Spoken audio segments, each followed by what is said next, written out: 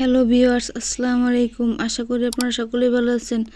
আজ আপনাদেরকে তৈরি করে দেখাবো মুরগির মাংসের রেসিপি। চলুন আমরা মুরগির মাংসটা রান্না শুরু করি। মাংসগুলোকে ধুয়ে পানি ঝরিয়ে নিয়েছি।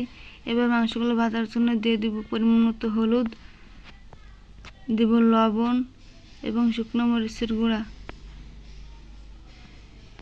দিয়ে হাত দিয়ে ভালো করে মাখিয়ে নিব।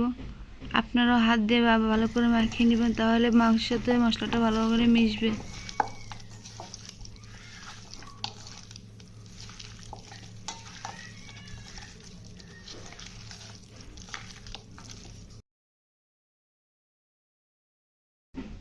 মাংসটা মাখানো হয়ে গেছে। এবার কড়াইতে বসিয়ে দিব মাংসগুলোকে ভাজার জন্য।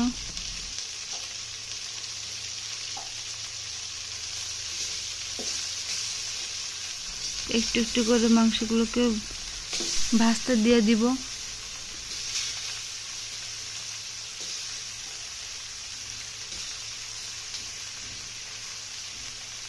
মাংসগুলোকে কড়াইতে ভাজতে দিয়ে দিয়েছি। এবার আমরা অপেক্ষা করব মাংসগুলো ভেজে নেওয়ার জন্য। আমাদের মাংসগুলো অর্ধেক ভাজা হয়ে গেছে, এখন উল্টে নেব।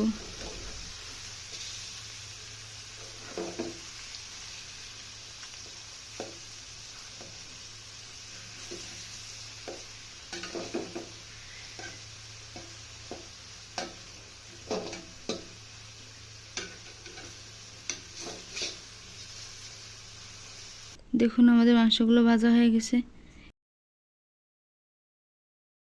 আমি ঝাঁঝরি চামচ দিয়ে উঠিয়ে নিয়েছি, আপনারাও ঝাঁঝরি চামচ দিয়ে উঠে নেবেন, এর ফলে তেলটা কড়াইতে থেকে যাবে।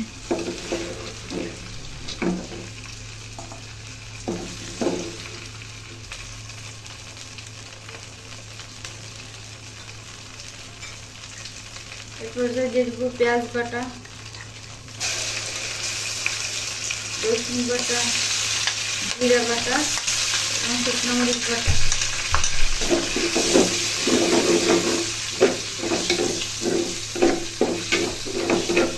মাছটাগুলোকে ভালো করে ভেজে নেব।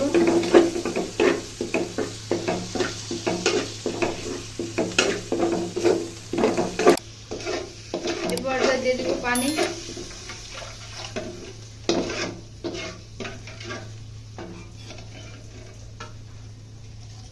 দিয়ে দিব লবণ, দিয়ে দিব হলুদ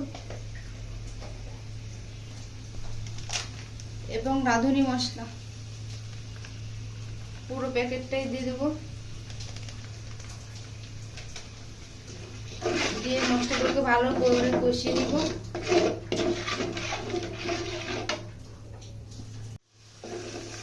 ভালো করে মশলাটাকে কষিয়ে দিব।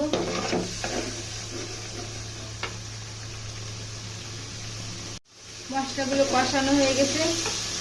এই পর্যায়ে দিয়ে দিব মাংসগুলো।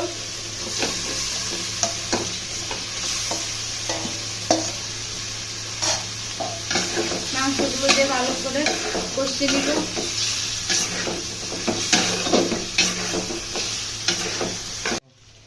মাংসগুলো কষানো হয়ে গেছে।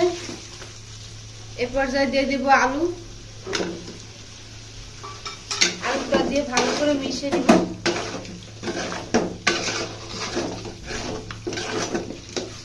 ভালো করে মিশিয়ে নিয়ে কিছুক্ষণ কষিয়ে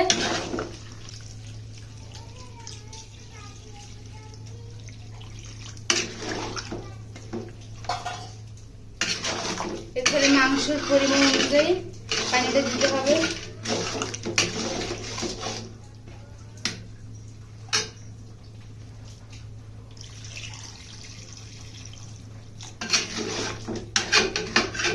মাংসটা আমি ভেজে নিয়েছিলাম, সেজন্য পরিমাণ মতো পানি দেওয়া লাগবে, বেশি পানি দেওয়া যাবে না। তাহলে এখন আমি মাংসটা ঢাকনা দিয়ে ঢেকে রাখি। আমাদের মাংসটা রান্না হয়ে গেছে, এখন আমরা চুলাটাকে বন্ধ করে দিব।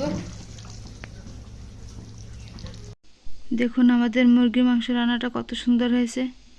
এরকম আরও সুন্দর সুন্দর রেসিপি পেতে আমার চ্যানেলটাকে সাবস্ক্রাইব করে দিবেন। আর যারা সাবস্ক্রাইব করেছেন তাদেরকে অসংখ্য ধন্যবাদ। আল্লাহ হাফেজ।